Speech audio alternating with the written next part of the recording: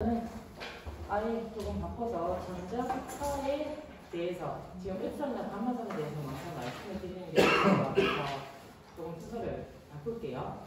자, 이거 보기 전에 일단 제가 드리는 유인물 잠깐만 보실게요.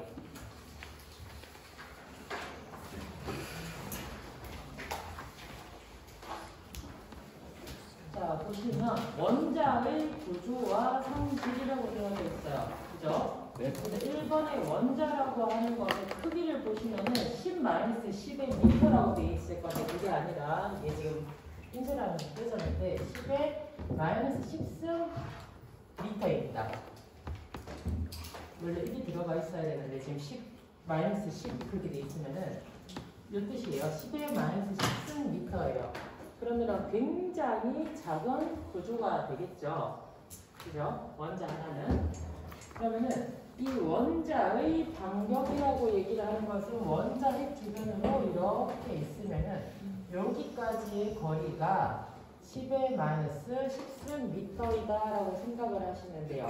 이게 무슨 말이냐면 이 원자가 가지고 있는 궤도 전자가 있을 거 아니에요? 이 전자들 있잖아요. 그죠? 그러면은 이 전자들이 외부에는 전부 다 자유전자라고 하는 것들로 이렇게 무수히 많은 전자들이 있을 건데 이 원자가 작용할 수 있는 힘의 범위가 원자가 구조를 이룰 수 있는 그 거리가 10의 -10승 미터라는 얘기하고 같습니다. 그래서 여기 최외곽에 해당하는 이 전자들 같은 경우에는 이 자유전자들하고 계속 왔다 갔다 해요. 거의 구속력이라고 하는 게 없습니다. 이걸 구속력이라고 얘기를 해요. 그러면은 이 내부로 가면 갈수록 핵에 구속되어져 있는 전자들의 속박력이라고 표현을 하는데요. 그 거리 자체가 10의 -10승 미터로 딱 유지를 하고 있다는 얘기죠. 그래서 여기 바로 보시면 궤도전자가 차지하고 있는 공간의 크기라고 되어져 있죠. 그래서 이 궤도전자들이 서로 작용할 수 있는 힘의 거리를 다른 말로 이렇게 표현을 할 수가 있다는 얘기입니다. 우리가 그걸 나중에 체림이 준이라고 이거 안 적으셔도 괜찮아요. 이 전기전자 시간에 저하고 보실 건데요. 이거를 나중에 F라고 표현을 해요. 이 F에 해당하는 힘의 범위가 결국 원자의 반격하고 같은 의미입니다. 원자에 해당하는 전자들이 서로 작용할 수 있는 힘의 거리, 그걸 우리가 원자의 크기로서 표현을 하는 거고요. 그럼 이번에 보시면은 원자 핵력이라고 하는 게 보이실 거예요. 보이시죠? 네. 자, 이거는 이 궤도 전자와 원자 핵 간의 힘이 아니라요. 이 원자 핵만 가지고 있는 힘의 크기입니다. 그럼 이걸 다시 떼서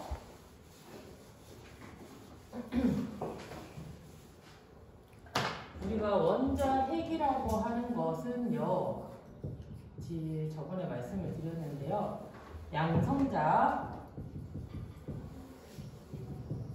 중성자 간의 구조로 되어져 있어요. 양성자하고 중성자의 구조로 되어져 있는 걸 우리가 원자 핵이라고 표현을 해요. 그럼 이 사이에서 작용할 수 있는 힘을 앞으로 부를 때는 핵력이라고 표현을 할 겁니다. 핵력이에요. 근데 이 양성자들만 가지고 있고 아무것도 정기적인 힘이 없는 중성자가 들어가 있는데 이 양성자들 간에는 서로 반발력이라고 하는 게 생겨야지 정상이에요. 맞죠? 왜냐면 전자들이 있잖아요. 그죠? 이 전자들은 서로 밀어내려고 하는 힘을 가지고 있잖아. 근데 마찬가지로 양성자가 무수히 많으면 서로 밀어내려고 하는 힘이 있어야 되는 게 정상인데요. 잘 들어요. 핵에서는요, 그런 힘이 없습니다. 그게 독특한 힘이에요. 특별한 힘이에요. 그래서 핵력은요, 다른 힘들하고 조금 다르게 특이한 성질, 서로 밀어내는 힘 자체가 없어요. 그렇게 따로 봐주셔야 돼요. 이건 정해져 있는 거. 우리 지구도 멘틀이라고 하는 게 있고 그 안에 보면 핵이 있잖아요. 지구 안에도. 그 핵도 마찬가지로 양성자하고 중성자로 구성되어 있어요. 근데 우리 지구가 안전하게 유지되어 있는 힘 자체를 똑같이 핵력이라고 얘기하거든요. 그 원자에서도 마찬가지예요. 원자 핵도. 그래서 밑에 3번의 원자의 구성으로 내려와 보시면 원자 핵이라고 하는 것은 양자 또는 양성자라고 적어주시면 될 것 같아요. 양성자와 중성자를 얘기를 하는데 이 양성자와 중성자를 다르게 부르는 말이 있습니다. 이게 핵자예요. 핵자. 옆에 보시면 가로에 가서 핵자라고 되어져 있죠. 핵의 입자를 줄여가지고 핵자라고 얘기를 하는 겁니다. 우리 참 말들이 그런데요. 아까 제가 증강도 얘기를 했었잖아요. 그 말을 풀어서 제가 설명을 드렸잖아요. 이걸 다 줄여놓은 거예요. 핵의 입자를 줄여서 우리가 핵자라고 하는 거를 앞으로는 양성자와 중성자를 뜻하는 거다라고 생각을 하시면 될 것 같아요. 자, 그리고 그 밑에 보시면 원자의 질량을 대부분 차지하고 그 반경은 똑같이 10의 -14승에서 -15승 미터가 될 겁니다. 위로 올라가야 돼요, 지수로. 옆에 -14, 15라고 되어 있을 건데 그게 아니라 올라가요. 여기 위에 지수로 높아요. 이렇게. 그러면은 당연히 아까 우리 원자의 반경은 10의 -10승 미터가 있잖아요. 어떤 게 더 작아요? 마이너스예요. 위에 지수가 마이너스가 붙으면은 이 숫자가 커지면 커질수록 더 작아진다는 얘기입니다. 그러면 우리가 핵력이 작용하는 범위는 원자의 반경이다라고 하면 틀린 얘기예요. 핵력이 작용을 하는 범위는 핵의 크기예요. 즉 10의 -14승에서 15승 미터만큼만 딱 작용하는 힘이 핵력입니다. 그래서 굉장히 좁은 범위에서의 힘을 핵력이라고 얘기를 해요. 자, 그래서 왜 원자 질량의 대부분을 차지를 하느냐? 왜 그럴까요? 이 말이 무슨 말일까요? 이게 무슨 말일까? 이 핵이라고 하는 게 원자 질량, 이 원자를 구성하고 있는 질량의 대부분을 차지하는데요. 왜 그럴까요?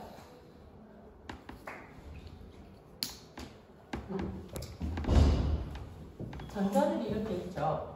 그죠? 근데 아까 제가 전자에 대해서 질량을 내기라 할 때 약 9.6 곱하기 10의 -31승 kg이라고 얘기를 했습니다. 근데 나중에 뒤에 지나가다 보면은 얘를 원자 질량의 단위로 바꿀 수가 있어요. 이 원자만이 가질 수 있는 질량의 단위로 변환을 시킬 수가 있는데요. 이거는 그냥 우리가 일반적으로 사용하고 있는 SI 단위, 즉 국제적으로 사용하고 있는 단위에서의 질량을 얘기를 하고요. 원자에서 바라볼 때의 질량을 나타낼 수 있는 방법이 있는데 그게 0.00054U라고 하는 값으로 나타낼 수 있어요. 이 단위는 일단 빼놓고 0.00054만큼의 질량을 가지고 있다고 생각을 하시면 되는데 이 양성자하고 중성자의 경우는 질량이 얼마만큼 되냐면 저 값으로 바꾸게 되면 1.0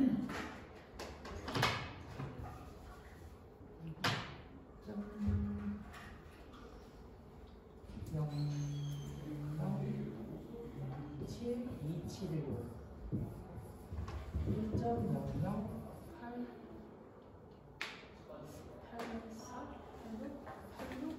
뭐라고 시작을 할 건데 이 값으로 하여튼 바꿀 수가 있어요. 그러면은 일단은 1이죠.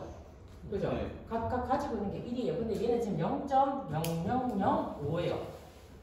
약 하나, 둘, 셋, 넷. 3번 정도는 최소 지나가야지 얘가 질량하고 거의 비슷해지거나 아니면 거기서 조금 더 작아질 건데 1000배 이상 차이가 나는 거예요. 그러면은 이 전자들이 여러 개 수십 개가 있다라고 해도 얘 하나에 해당하는 질량값을 커버할 수가 없어요. 그러니까 질량이 양성자하고 중성자가 굉장히 무겁기 때문에 얘네들이 한 개씩만 들어가 있는 게 아닐 거예요. 안에 원자 번호에 따라서 각각 개수가 정해질 건데요. 그럼 얘가 최소 못해도 한 개에서 뭐 원자 번호가 크면 클수록 아까 우리 낙 같은 거면 82번까지 올라가니까 82개가 있다고 생각을 하시면 되는데 이 82개가 여기 전자가 가지고 있는 개수하고 똑같거든요. 그러면 82개의 전자 곱하기 0.00054를 한 거하고 82 곱하기 1.007276을 했다고 칩시다. 이거 80이에요. 그냥 1만 해가지고 곱했을 때. 그러니까 82하고 얘하고 82 곱했을 때하고 그래도 최소 값은 1100까지는 아니고 500배 이상은 차이가 나요. 그러니까 원자 질량의 대부분을 차지를 하고 있다라고 하는 얘기는 이 핵 자체가 가지고 있는 양성자, 중성자의 무게가 굉장히 무겁기 때문에 이 전자의 질량하고는 비교를 할 수가 없다는 얘기가 같습니다. 그래서 원자 자체는요, 핵이 구성하고 있는 질량을 보통 말을 한다는 거죠. 이해되실까요?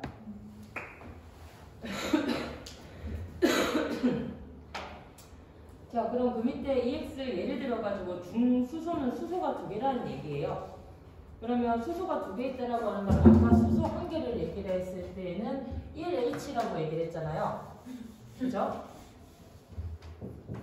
수소 1개는 1H잖아요. 그러면 수소는 1개의 양성자고 중성자가 없습니다. 그래서 질량수가 1이에요. 우리가 앞으로 얘기를 할 때는 원자에서 얘기를 할 때는요. 왼쪽에 해당하는 게 양성자의 개수, 오른쪽에 해당하는 게 중성자의 개수, 이렇게 표현합니다. 그래서 얘네 두 개를 합친 값을 우리가 질량수라고 하는 표현을 써요.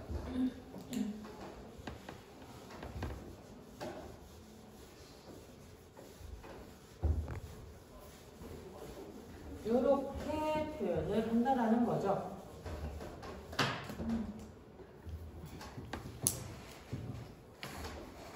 자, 그러면 수소 1개짜리가 지금 2개짜리 하는 거 아니에요. 1개짜리가 가지고 있는 양성자의 개수가 하나예요. 그죠? 그래서 질량수가 하나라고 얘기를 했는데, 그러면 수소 하나가 가지고 있는 전자의 개수는 1개예요. 왜냐하면 이거는 물리도 이거는 방사선 물리가 아니라요. 기본적인 화학이고 물리인데요. 일반 물리인데요. 모든 원자에서 양성자의 개수는 체외곽, 즉 외곽에 해당하는 궤도의 전자의 개수를 결정을 해요. 그래서 요만큼의 양성자의 개수가 들어가 있으면 전자의 개수도 1개가 있다라고 얘기를 하는 겁니다. 그럼 지금 중수소 같은 경우는 수소의 개수가 2개, 0개, 2개예요. 그러면은 양성자의 개수가 2개죠. 그럼 전자의 개수도 2개예요. 이렇게 들어가는 겁니다. 이해되시겠어요? 이건 기본 물리예요. 화학이고. 잘 모르실 것 같아서 일단 요거까지는 제가 설명을 드렸고, 봅시다. 중수소라고 하는 것은 수소의 안정 동미체라고 하는 표현을 쓰는데, 이게 무슨 말이냐? 봐요. 수소가 1개 있고, 수소가 2개 있고, 수소가 3개 있고, 다 수소의 기호는 똑같아요. 그러면 모체라고 하는 H는 다 같은데, 거기에 해당하는 양성자의 개수가 얘는 제로니까 이게 2개냐, 3개냐, 이 개수에 따라서 특성이 바뀌는 겁니다. 왜 바뀔까요? 얘는 핵 안에, 이렇게 생긴 핵 안에 양성자가 1개가 들어가 있는 거예요. 그죠? 밑에 거 얘는 양성자가 2개가 들어가 있는 거고, 얘는 양성자가 3개가 들어가 있어요. 자, 그러면 우리가 그냥 이것만 비교를 해 봤을 때 양성자의 개수가 점점 늘어나요. 그러면 어디가 더 무거워져요? 점점? 밑으로. 맞아요. 밑으로 갈수록 무거워지는 거예요. 자, 그러면 핵 자체는 얘가 가지고 있는 양성자의 힘보다 얘가 가지고 있는 에너지가 더 클 수밖에 없죠. 맞죠? 결국 양성자가 내뿜을 수 있는 힘 자체는 1개를 들고 있는 것보다는 3개를 들고 있는 게 더 클 수밖에 없다라는 거죠. 그래서 우리가 일반적으로 물리에서 얘기를 할 때는요, 수소 1개짜리, 수소는 안정된 원소예요. 근데 이게 점점 증가할수록 삼중수소가 되어버리게 되면 트리튬이라고 얘기를 하는데요, 방사선을 방출을 하게 돼요. 양성자의 개수가 증가하기 때문에. 근데 우리가 일반적인 수소는 방사선 방출 잘 안 해요. 굉장히 안정되어져 있기 때문에. 그래서 우리가 얘기를 할 때 H2O라고 얘기를 하죠. 이거 얘기하면 수소 2개, 산소 1개잖아요. 그러니까 수소 2개짜리가 모여 있는 거지. 이게 이중수소라는 얘기가 아니에요.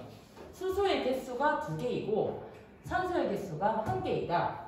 이렇게 표현을 하는 거예요. 그럼 수소는 안정된 원소이기 때문에 우리가 물을 얘기를 할 때는 물을 안정된 뭐 다른 거 방출하는 게 없잖아요. 마시는 물이잖아요. 안정된 원소예요. 근데 얘가 양성자의 개수가 여기 이렇게 증가할수록 앞으로 생각을 하셔야 되는 건 여러분들 방사선을 방출할 수 있는 능력도 커진다는 얘기와 같아요. 불안정해진다는 거죠. 이해되시겠어요? 네. 그래서 그 밑에 두 번째 중수소 바로 밑에 보시면 수소의 완전 동위체라고 하는 말이 같은 동위체예요. 같은 거예요. 같은 기호를 가지고 있다라는 표현을 동위체라고 합니다. 몸체가 같다고요. 같은 위상을 가지고 있다고요. 질량수가 2개, 천연 존재비까지는 지금 필요 없을 것 같고. 자, 그 밑에 1번 보시면 원자, 핵은 중양자라고 되어져 있네요. 양성자가 2개. 양자라고 하는 표현 앞으로 양성자라고 보시면 돼요. 이거 다른 말로 양자라고 표현을 합니다. 양성자를. 그럼 중양자는 양성자가 2개인 것을 중양자 또는 중양성자라고 얘기를 한다는 거죠. 그럼 그 밑에 질량은 중성자 질량이 몇 배래요?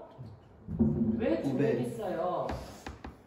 왜 2배겠어요? 지금 중양자 이중수소하고 있죠? 없잖아요. 일단 제로잖아요. 양성자의 개수가 2배잖아요. 맞죠? 그러니까 2배. 그냥 그렇게 표현을 하는 겁니다. 그러니까 양성자가 3개면은 3배, 4개면 4배. 그런 식으로 가는 거예요. 그래서 그 밑에 양자라고 하는 표현이 나오죠. 전하의 하정과 뭐래요? 절대치가 지금 제가 얘기했던 그거예요. 양성자의 개수하고 전자의 개수는 같다. 그거를 이렇게 표현을 해놓은 겁니다. 절대치라고. 바뀌지 않는 얘기라고 얘기를 하는 거예요. 양성자의 개수에 따라서 전자의 개수도 정해진다. 똑같은 표현이라는 거죠. 양성자의 개수가 1개면 전자의 개수도 1개. 2개면 2개. 3개면 3개. 계속 그런 식으로 같이 간다는 겁니다. 그래서 부호가 반대인 양전하를 가지고 있다. 그래서 옆에 가로 보시면은 1.6 곱하기 10에 이것도 마이너스 19승이 되겠죠? 그죠? 10에 마이너스 19승 쿨럼을 가지고 있고요. 그래서 여기서 지금 얘기하고 싶은 거는 플러스 전하를 가지고 있던 마이너스 전하를 가지고 있던 그 세기는요. 우리가 쿨럼력이라고 표현을 하는데요. 분포만 서로 플러스이고 마이너스이고 반대일 뿐이지 얘네들이 가지고 있는 힘의 값은 세기의 값은 1.6 곱하기 10의 마이너스 19승 쿨럼이라고 하는 힘의 세기가 정해져 있는 겁니다. 같아요. 그 부호가 가지고 있는 세기요. 지금 질량 얘기하는 거 아니에요. 질량은요. 어때요? 얘는 양성자이기 때문에 아까 얘기했던 1.007276이라고 하는 질량값을 가지고 있고 이 전자라고 하는 것은 0.00054라고 하는 값을 가지고 있습니다. 그런데 이거는 질량에서의 얘기고 질량이 아니라 그 힘의 세기로 바꾸게 되면은 얘가 가지고 있던 부호만 서로 반대일 뿐이지 1.6 곱하기 10의 마이너스 19승 쿨럼으로 똑같다라는 거죠. 전하의 세기, 얘는 질량. 질량은 어디가 더 무겁다고요? 양성자. 그래서 그 밑에 보시면 질량 밑에 보이시죠? 1.6 곱하기 10의 마이너스 27승 kg이래요. 지금 제가 이거를 U의 값으로 아까 변했다 했잖아요. 근데 처음에 제가 전자의 질량을 적을 때 뭐라고 적었어요? 9.1 곱하기 10의 마이너스 31승 kg이라고 적었습니다. 맞죠? 이게 전자예요. 근데 지금 여기서 얘기하고 있는 1.6 곱하기 얼마예요? 10의 마이너스 27승 kg이죠. 27승 kg은 플러스 전하의 값입니다. 이것만 그냥 우리가 질량으로 얘기하는 것만 비교를 해봐도 하나, 둘, 셋, 4개가 증가를 해야지만이 얘의 개수로 갈 수 있어요. 맞죠? 네. 그 얘기예요. 이거를 U값으로 변환시켰더니 저렇게 변환을 시킬 수가 있는 거고 그게 아니라 이거를 그냥 그대로 질량값만 비교를 한다라고 이만큼의 차이가 난다는 거예요. 10의 4승비만큼 차이가 난다라는 거예요. 안 되네요.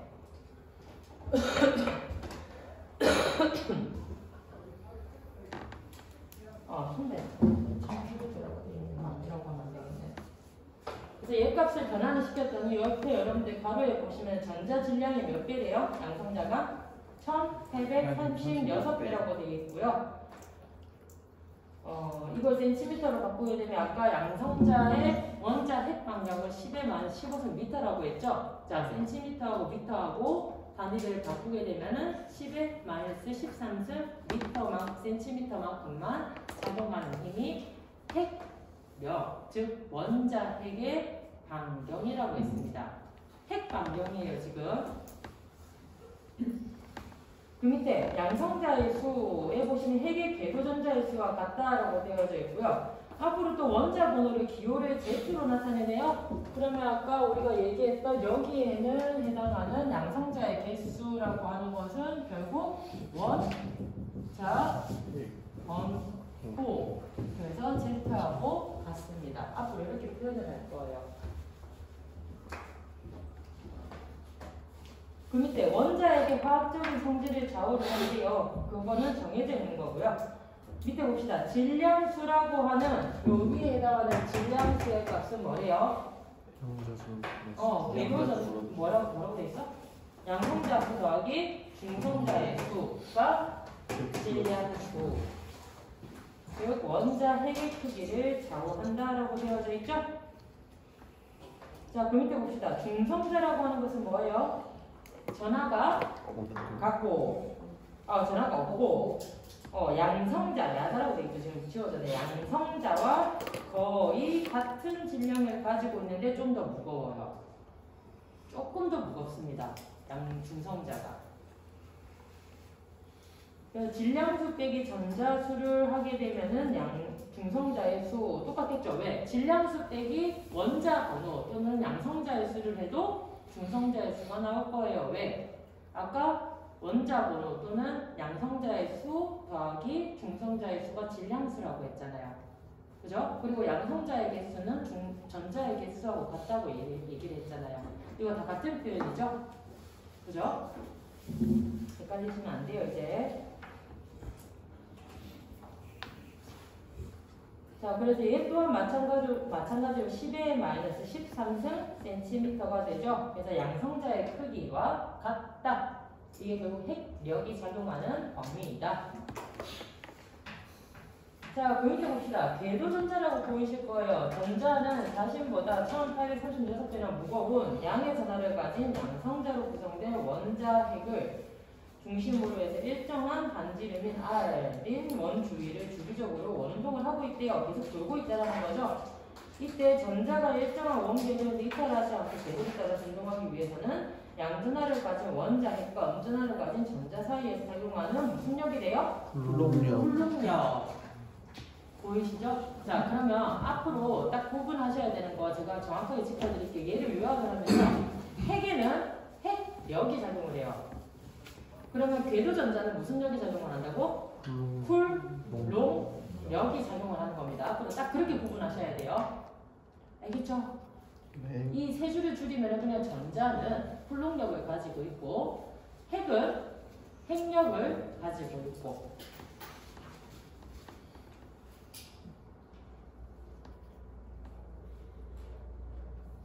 자, 그 밑에 1번 전자가 가지고 있는 에너지를 뭐라고 얘기를 하냐면요. 이거는 아직 제가 보어의 원자 이론을 안 했기 때문에 아직까지 보실 필요가 없고요. 지금 -13.6이라고 하는 값이 정해져 있잖아요. 네. 그죠? 네.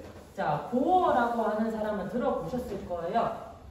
한 번쯤은 들어보셨을 거예요. 와, 보어가 밝혀낸 특성이 하나가 있는데요. 그 사람이 수소에 해당해서만 밝혀낸 원자 이론이 있어요. 그게 보어의 이론이라고 얘기하는 겁니다. 그러면 다른 원자는 안 돼요. 다른 원소는 안 돼요. 딱 수소만 해당하는 거예요. 우리 수소는 방금 얘기했던 산소 한 개를 가진 요것만 가지고 얘기를 하는 겁니다. 요것만 가지고 밝혀낸 게 수소의, 보어의 원자 이론, 수소 모델링이라고 얘기를 하는데요. 자, 그 값에서 전자가 가지고 있는 에너지 준위라고 해요. 전자가 가지고 있는 쉽게 전자의 에너지예요. 그래서 다른 원소에는 전혀 적용이 안 되고요. 수소가 가지고 있는 아까 우리 얘기할 때 그 양성자가 결국 전자라고 얘기를 했잖아요. 전자수라고 얘기를 했잖아요. 이 전자수에 해당하는 값을 가지고 있는 준위 에너지 값이 마이너스 13.6이라는 값이에요. 상수값이에요. 이건 불변이에요. 변하지 않는 값이에요. 그래서 다른 원자에다가 그 모델을 이 모델에 적용을 해보려고 했더니 안 되는 거야. 아무리 해도 안 돼요. 그래서 딱 하나밖에 안 되는 소수만 가지고 얘기를 밝혀낸 거죠. 그래서 이 상수라고 하는 것은 지금 n의 2라고 돼 있을 건데요. n의 2가 아니라 마찬가지고 n의 제곱승이에요. 이 n은 제가 말씀드린 제곱승분의 1이라고 돼 있는데 이 n이 뭐냐면 주, 양, 자, 수라고 하는 겁니다. 일단 적어주세요. 설명을 드릴게요. 주, 양, 자, 수. 자, 아까 우리 주, 양자라고 하는 거는 똑같이 주, 양성, 자, 수하고 같아요. 근데 예전에 양자라고 불렀기 때문에. 그래서 주, 양성자 또는 주, 양자, 수라고 얘기를 하는 것은 궤도, 전자, 수예요. 즉, 궤도, 전자의 각하고 같습니다. 그 궤도 전자의 각이 뭐냐면요. 여기다 볼게요. 원자 핵이 하나 있으면은 요걸 얘기하는 거예요. 각. 지금 수소 같은 경우에는 양성자가 하나잖아요. 그럼 전자의 개수가 몇 개예요? 한 개예요. 한 개 들어가 있는 거예요. 이걸 얘기하는 거예요. 요 각에 해당해서만 나타낸 에너지 이론이 요만큼 에너지를 가지고 있다. 그러면 이 양자수라고 하는 것은 궤도 각에 해당하는 한 개, 두 개, 세 개 이렇게 나갈 겁니다. 그러면 수소에만 적용이 되니까 얘는 결국 1이에요. 왜? 전자가 하나밖에 없기 때문에. 없잖아요, 수소는. 요거 하나밖에 없잖아요. 맞죠? 하나밖에 없잖아요. 그러니까 궤도에 해당하는 양자의 개수는 한 개예요. 그래서 1의 제곱은 1이죠. 그래서 1분의 1이 되니까 다 없어지고 그냥 1이에요. 그래서 수소가 얘기한 게 그냥 수소에 해당하는 전자의 에너지 값은 마이너스 13.6이다라고 얘기를 하는 거예요. 여기서 얘기하는 마이너스라고 하는 것은 부호예요. 이게 우리가 뭐 플러스 마이너스의 부호가 아니고 그런 부호가 아니고 에너지의 흐름이라고 표현을 하는데 이건 다음 제가 설명해 드릴게요. 지금 여기서 설명할 부분은 아니에요. 그냥 에너지의 흐름을 가지고 있는 값이다, 부호이다라고 보시면 되고요. 이게 양을 뜻하는 게 아니라고 얘기를 했어요. 그냥 13.6이라고 하는 값을 가지고 있다라고만 생각을 하시면 돼요.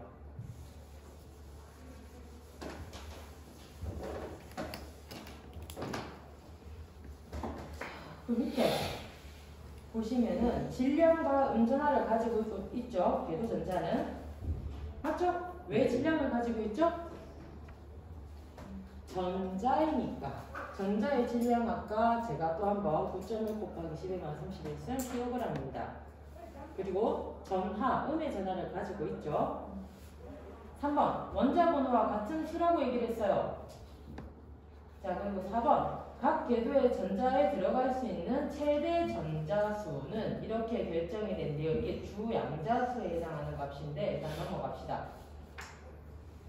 다음에 저기 뒤에 넘어가서 설명을 드릴게요.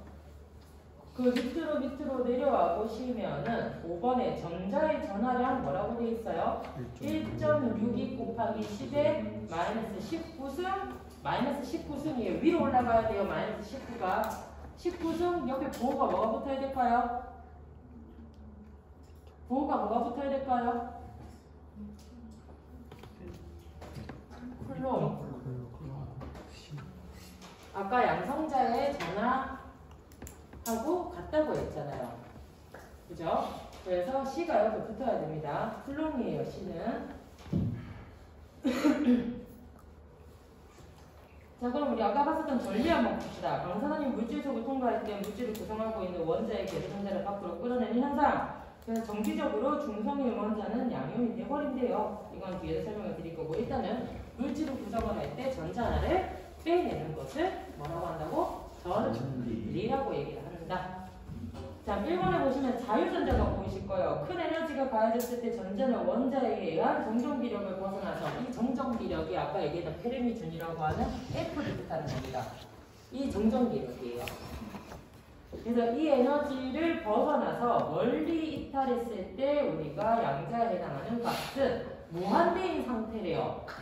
옆에 이런 게 그려져 있는 거 있죠? 이게 무한대라는 뜻이에요. 그 말인 즉슨 무한대라고 하는 건 전자의 개수를 알 수 없다는 얘기입니다. 자, 유, 전, 자예요. 이 말은 다른 말로 바꾸게 되면은 제가 아까 그랬잖아요. 원자 핵의 크기, 원자의 크기가 정해져 있잖아요. 그러니까 원자의 크기, 요까지의 크기가 10에 마이너스 10승 미터만큼 작용을 한다라고 하면은 이 거리를 벗어나서는 전부 다 전자들이 자유롭게 떠돌아다니고 있다고요. 이게 정전기력을 벗어난 거예요. 즉 여기에 해당하는 아까 우리 쿨롱력을 벗어나게 되면은 이 정전기력과 똑같은 표현이에요. 어떻게 보면은 그 힘을 벗어났을 때는 모든 전자들은 자유전자가 돼버리기 때문에 개수를 세워낼 수가 없다라는 거예요. 그 표현은 무한대로 간다라고 얘기를 하는 거고, 얘기를 하고 있는 거고요. 자, 밑에 이러한 현상을 이온화 또는 전리라고 얘기를 하기도 한대요. 그러면 밑에 전리량의 단위를 봤을 때 이제는 ESU라고 하는 단위가 또 나오네요. 자, 이거는 제가 나중에 변환시켜 드릴 겁니다. 일단은 전자를 나타내는 단위는 쿨롱력하고 ESU라고 하는 전자만이 나타낼 수 있는 단위가 두 가지가 정해져 있다라고 하는 것만 기억을 해주시면 돼요. 단위 정리는 따로 하셔야 돼요. 저하고 파트가 나뉘어져 있어요. 그래서 이런 표현을 쓰고 있네 라고 하는 것 정도만 보시면 될 것 같고 4번에 보실게요. 보어의 원자 모형이라고 보이죠? 그죠? 자, 뭐라고 되어 있어요? 옆에 무슨 스펙트럼이 돼요? 수소 원자에. 예, 수소예요. 다른 원자는 안 되는 걸 수소만 해당하는 스펙트럼, 즉 수소에 해당하는 에너지만 얘기를 하고 있더라. 그래서 수소는 주양자수, N이 아까 제가 주양자수라고 했죠? 즉 양성자의 개수가 1개라고요. 똑같잖아. 표현이.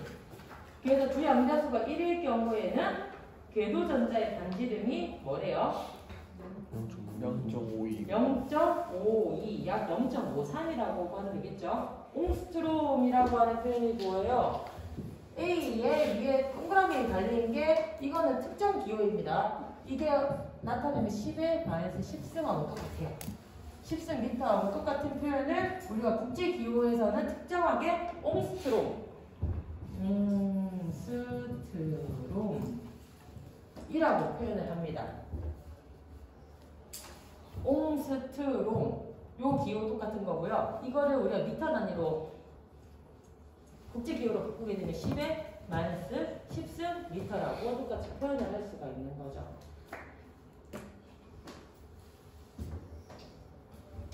여기서 지금 기저 상태라고 얘기가 나왔잖아요. 기저가 뭘까요? 네, 맞아요. 안정된 상태. 에너지 준위가 안정된 상태를 우리가 기저 상태라고 얘기를 하는 겁니다. 자, 그 밑에 에너지 준위가 나오죠, 그러면. 자, 에너지의 높이에 해당하는 값, 즉 원자 내의 에너지는 그 값이 뭐에 따라서 바뀐대요? 주양자수, 즉 양성자의 개수에 따라서 에너지 상태가 바뀐다 하죠. 그래서 아까 제가 수소를 예를 들었잖아요. 수소가 1개, 2개, 3개가 있을 때 수소 1개짜리보다는 3개짜리가 에너지가 더 크다고. 그게 에너지 준위예요.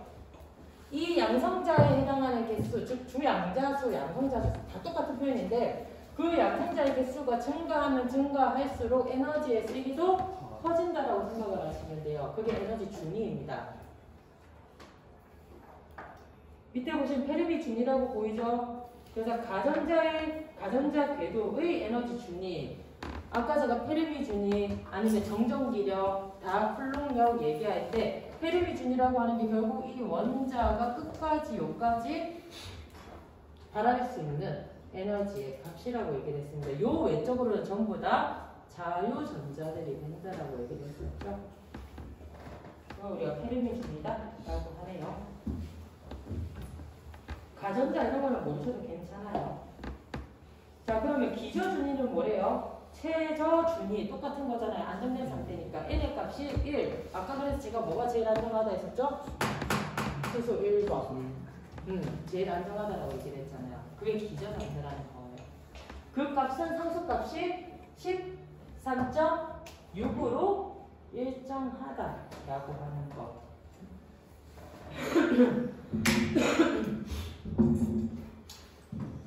자, 핵분위기는 잠깐 넘어가실게요. 넘어가셔가지고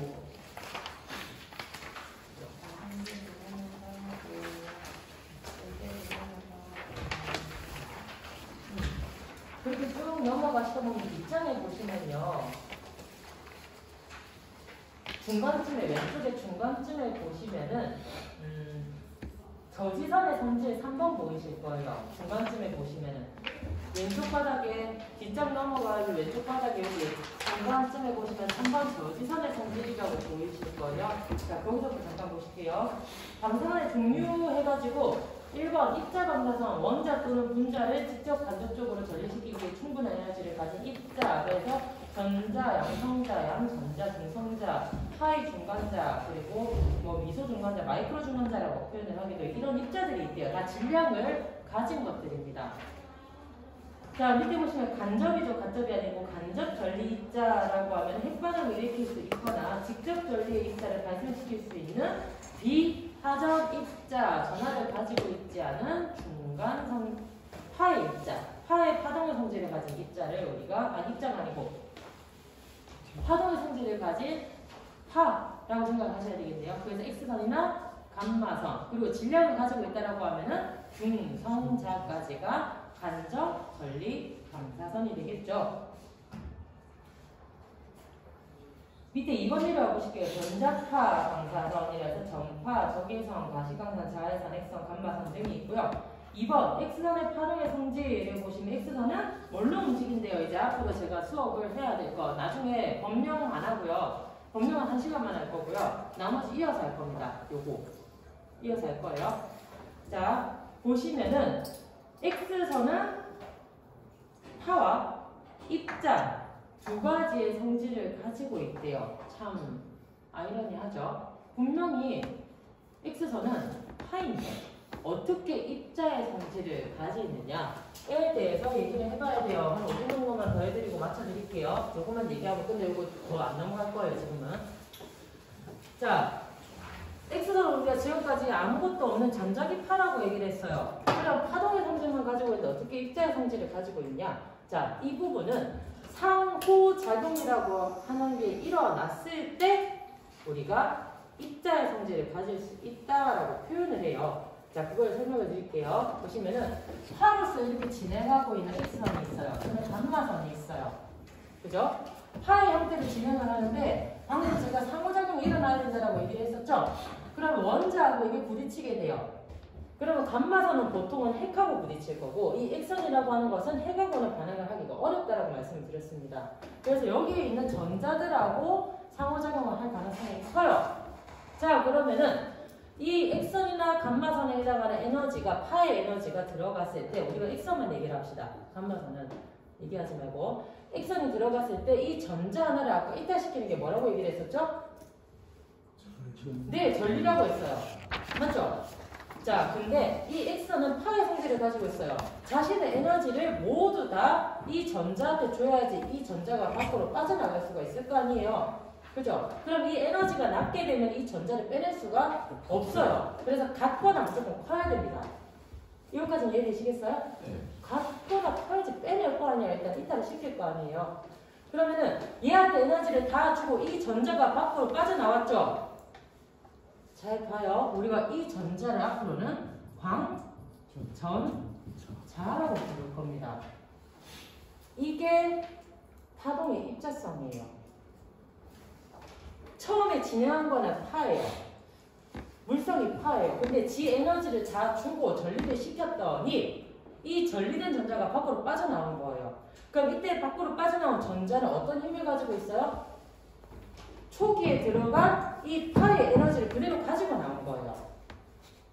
그래서 전파가 들어간 게 질량을 가진 전자의 형태로 나왔으니까 광전자라고 부르게 되고, 그럼 얘는 질량을 가지고 있는 전자예요. 근데 그 에너지 값 자체는 처음에 입사된 이 X선의 에너지하고 같습니다. 그래서 파동의 이중성이라고 얘기를 하는 거예요. 상호작용이라고 하는 이 원자하고 어떠한 작용이 일어나지 않으면 그냥 파의 성질만 가지고 있어요. 근데 이 파의 성질을 가지고 있는 게 원자하고 부딪혀가지고 그 에너지를 줄 수만 있다라고 하면은 그때 반응해서 나온 전자, 어떠한 다른 물질을 우리가 광전자라고 얘기를 하는 거죠. 근데 그때 조건이 있어요. 이때 움직이는 X선의 파잖아요. 처음에 들어가는 파잖아. 이 파의 속도는요, 광속하고 같아야 돼요. 광속의 움직임으로 가야지만이 그 속도가 에너지를 타고 부여를 시켜가지고 이 전자로 반응을 했을 때 이런 전자나 광전자가 튀어나온다는 얘기입니다. 그때 우리가 얘기하는 E는 mc 제곱이라고 얘기를 해요. 이거에서 많이 보셨을 거예요. 아인슈타인의 상대성 원리. 참 이거 영화도 나오고 했잖아요. 아인슈타인 이거 밝혀낸다고. 근데 여기에서 얘기하고 있는 C에 해당하는 값이 광속입니다. 이 광속이 우리가 숫자로 나타내면 3 곱하기 10의 8승 미터 퍼 세크가 돼요. 그래서 이 질량이라고 하는 거는요, 전자의 정지 질량이에요. 이 말은 무슨 이게 다른 책에서는요 또 m0c의 제곱이라고 되어져 있어요. m0는 전자의 정지값을 나타내는 제로가 부호입니다. 근데 이렇게 안 나타내고요. 요새는 그냥 mc 제곱이라고 얘기를 해요. 그때 이 가지고 있는 m을 우리가 항상 약자로 질량을 얘기를 하잖아요. 그러다 보니 이 질량값에 해당하는 기준은 전자가 가지고 있는 정지 질량이라는 얘기하고 같아요. 그 값이 여기서 얘기하는 E는요, 광자의 에너지입니다. 그래서 이 광자의 에너지는 전자가 가지고 있는, 궤도 전자가 가지고 있는 정지 질량의 광속의 제곱만큼을 부여를 했더니 실제로 들어가는 광자의 X선에 해당하는 에너지 값을 구해낼 수 있다는 겁니다. 이게 아인슈타인이 밝혀낸 상대성 원리죠. 그 얘기를 지금 하고 있는 건데 이거를 풀어가지고 설명을 드릴 거예요. 일단은 여기까지만 하시고 식사를 하시고 8시까지 오시면